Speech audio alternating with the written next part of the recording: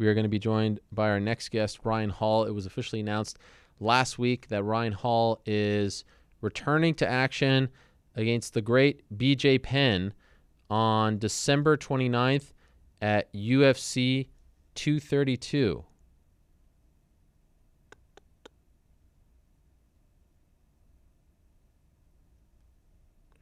And so BJ Penn returning. A lot of people thought his last fight, which was a little over a year ago in Oklahoma City, would be the end.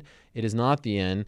But how about this? Ryan Hall hasn't fought in almost 2 years as well. And by the time this fight happens, it will be a little over 2 years. His last fight was a unanimous decision win over Gray Maynard at the Ultimate Fighter finale on December 3rd of 2016. He is undefeated in the UFC. He made it to the finals of the Ultimate Fighter against Artem Lobov back in 2015, won that fight, and then followed it up with the win over Gray Maynard. So 6-1 as a pro, lost his pro debut, and has since won his last 6. But it has been a while in between fights. What is going on? Of course, you may know Ryan Hall is one of the best grapplers in the world. That's his forte. The 50-50 man. I think there's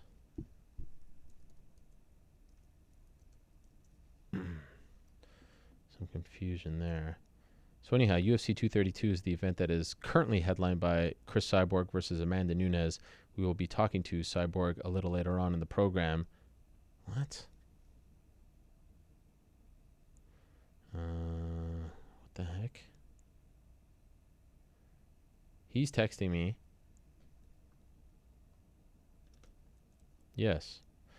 He's texting me, and they are telling me that it's going to voicemail. You know, I have had this back problem for the last week, and it is just absolutely killing me. I don't know what is going on. Oh, man. No.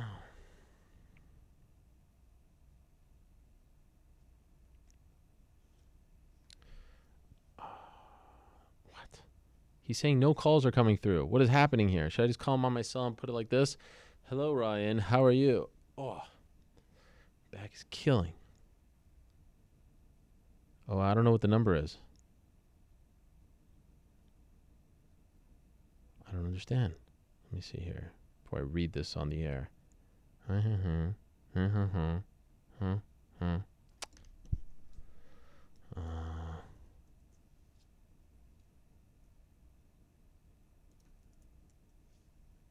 have been a...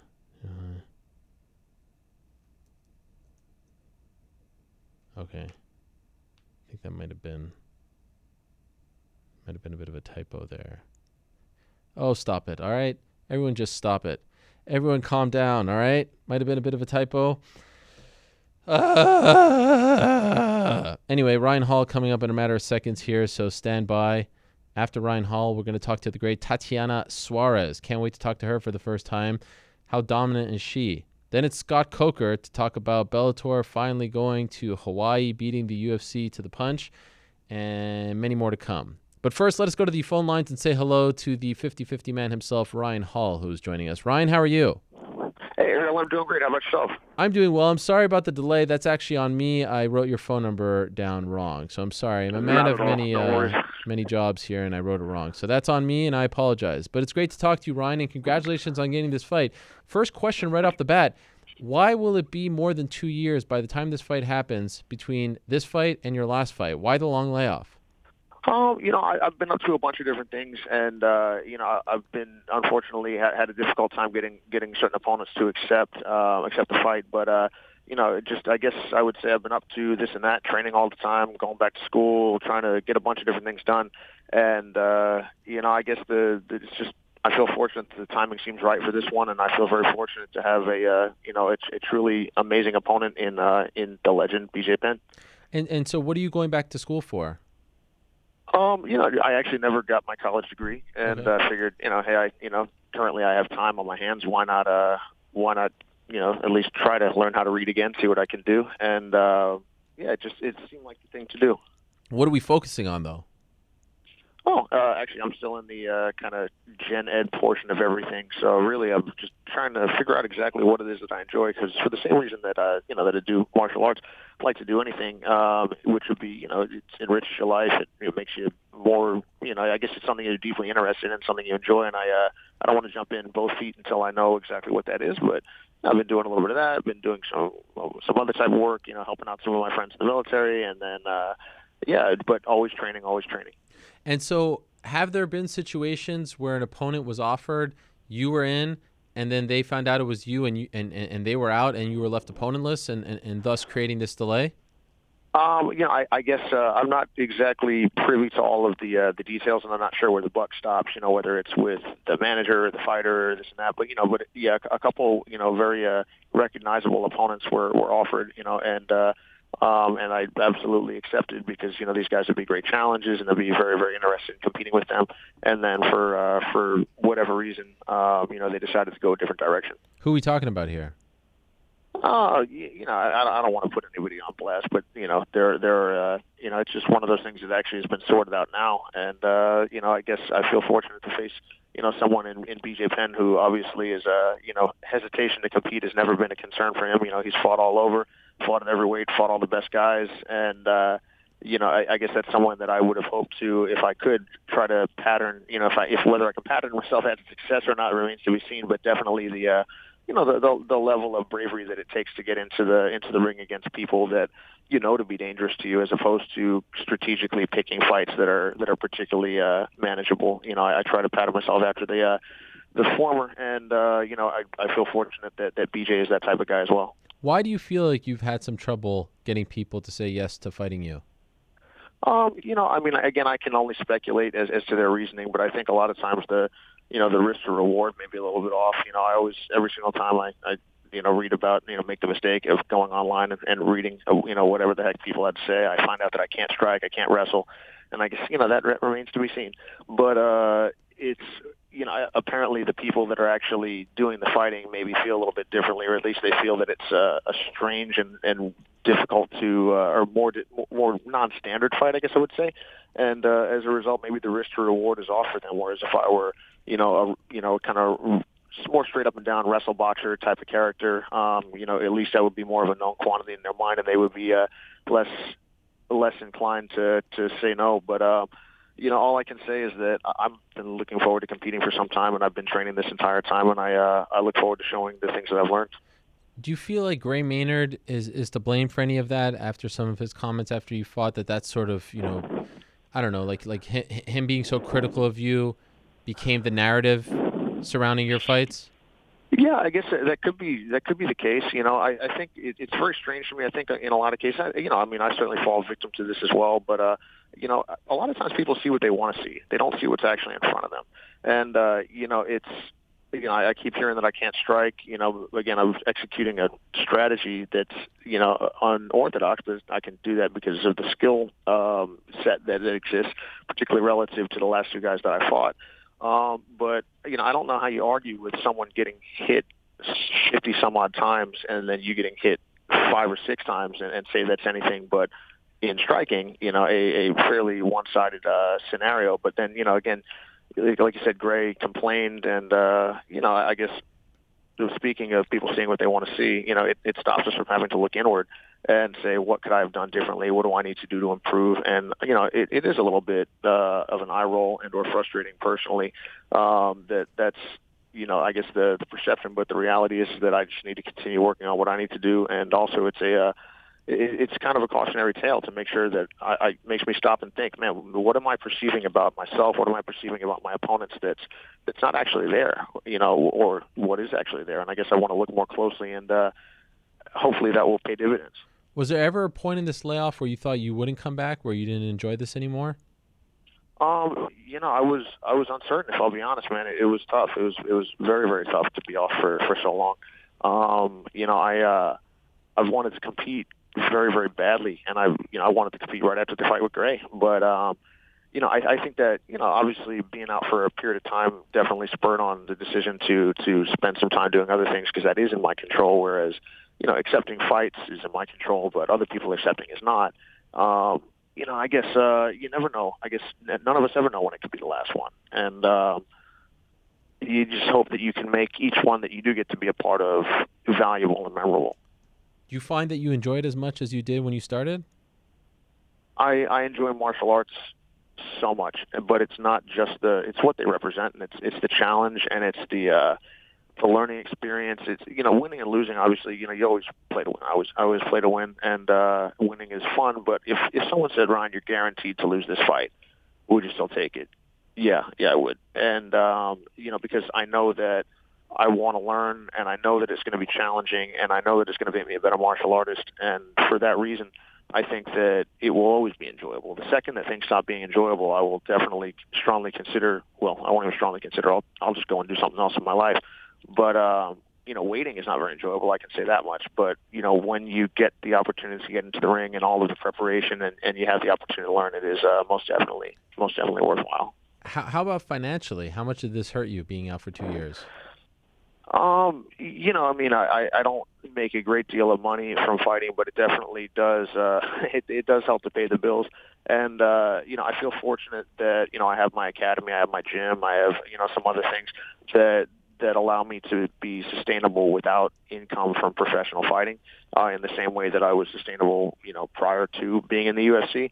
That being said, it definitely, I won't say it doesn't make a difference, but at the same time, I have to put out a not insignificant amount of, maybe not amount, but percentage of money, for camps in order to put together an effective camp, in order to get the training that I believe I need to perform at my best and to give it my best effort. So even the money that comes in for fighting, it's not a wash, but it's in that direction. BJ Penn's involvement in MMA, the fact that he hasn't retired, is a controversial topic, to say the least. It's a very polarizing topic. There are a lot of people who grew up idolizing BJ Penn, who don't want to see him compete. He took that break, he retired, and then he came back, and he hasn't quite been like himself. If you could remove yourself from this equation, meaning you're not the guy fighting BJ, you're just a fan, you see him fight in his last couple fights, do you think that he should still be fighting? It's an interesting thing because as a fan, I'm obviously someone that I've looked up to BJ for my entire MMA career, and part of I've never been a big believer in this anytime, anywhere silliness that people talk about because it doesn't make any sense. But right time, right place, and big challenge, absolutely. And I think that BJ Penn, represents and represented, and continues to represent that. And as a result, it's just one of those things that the things that make you special are a lot of times the things that make you vulnerable. And so BJ has faced the best opposition that's been out there. He's faced incredibly challenging opposition, and oftentimes at a size of person that is well beyond his frame.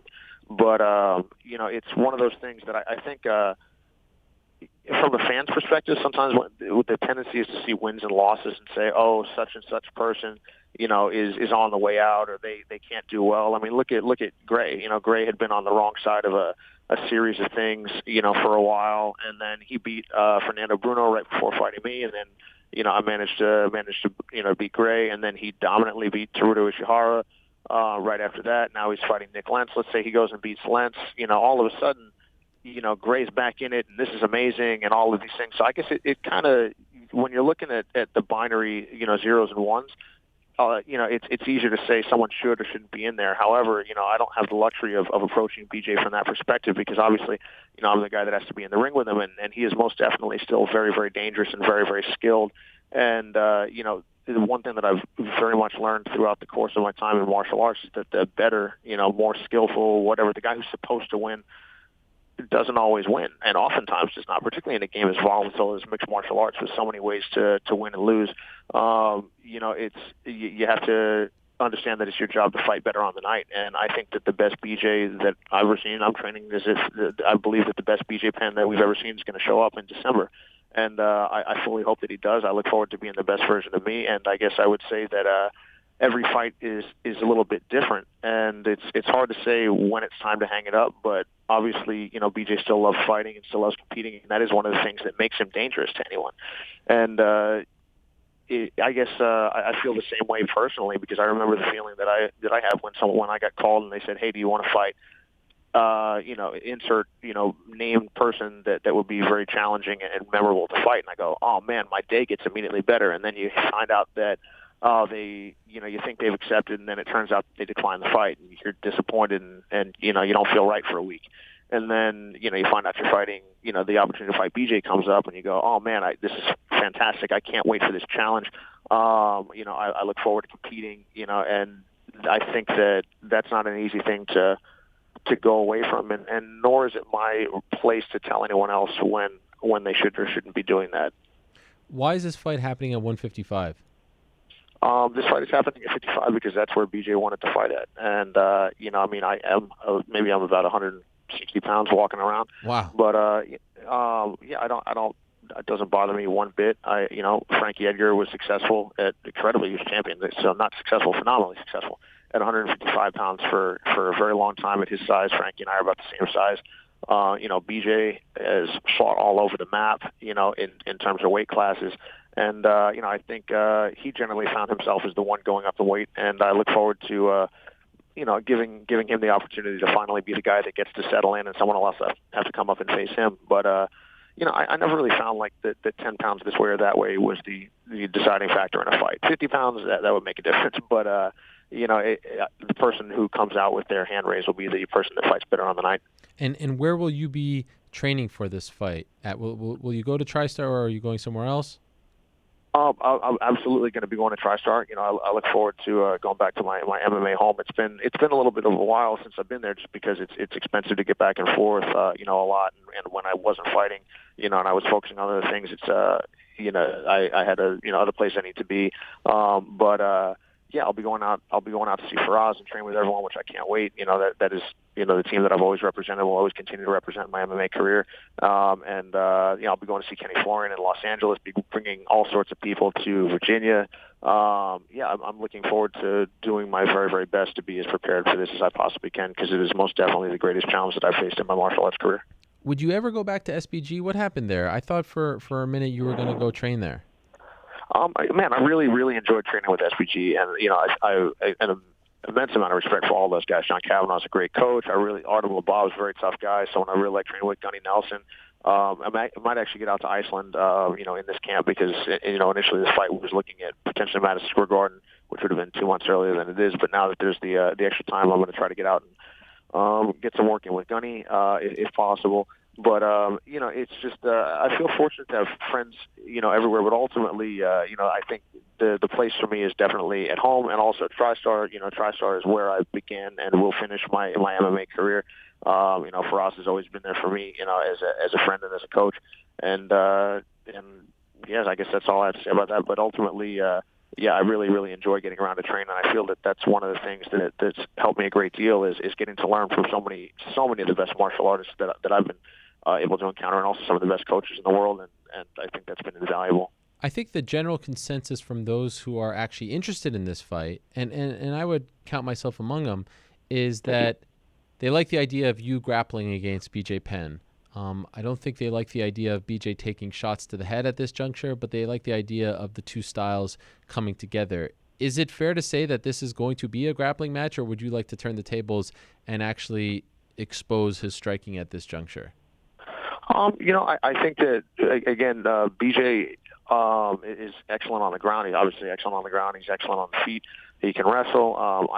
It's hard to say exactly where a fight like this will go, because, and this is ultimately what I would have been hoping for, in my mixed martial arts career, and this is why I've worked as best as I can to develop as a striker, to develop as a grappler, to develop as a standing grappler, because you'll eventually face opponents that you can't simply victimize. You can't just say, oh, this guy doesn't know how to do blank, let me just do that for this fight. Oh, this guy doesn't know how to wrestle, let's just take him down. Oh, man, this guy can't exist on the ground at all. Then I can give him almost any position and be fine. That's not the case with BJ. And I guess, I know it's going to take the use of every last bit of skill and experience that I have in order to manage, against someone with his level of experience and ability. But, I look forward to, testing my skills against him on the ground, on the feet, and I can absolutely say that I'm confident against everyone that I could face in either of those places. Best of luck to you, Ryan. Appreciate you coming on. Great to catch up with you. Good luck in training. Of course, good luck on December 29th. This should be a lot of fun. Ryan Hall versus BJ Penn at 155, December 29th in Las Vegas, UFC 232. Thanks again, my friend. We'll talk to you soon. Thank you so much, Ariel. Take care. All right, there he is. Ryan Hall going up against BJ Penn. As I said, Chris Cyborg versus Amanda Nunes for the 145-pound women's title. Lyra Latifi versus Corey Anderson. Jessica Ai versus Sajara Eubanks.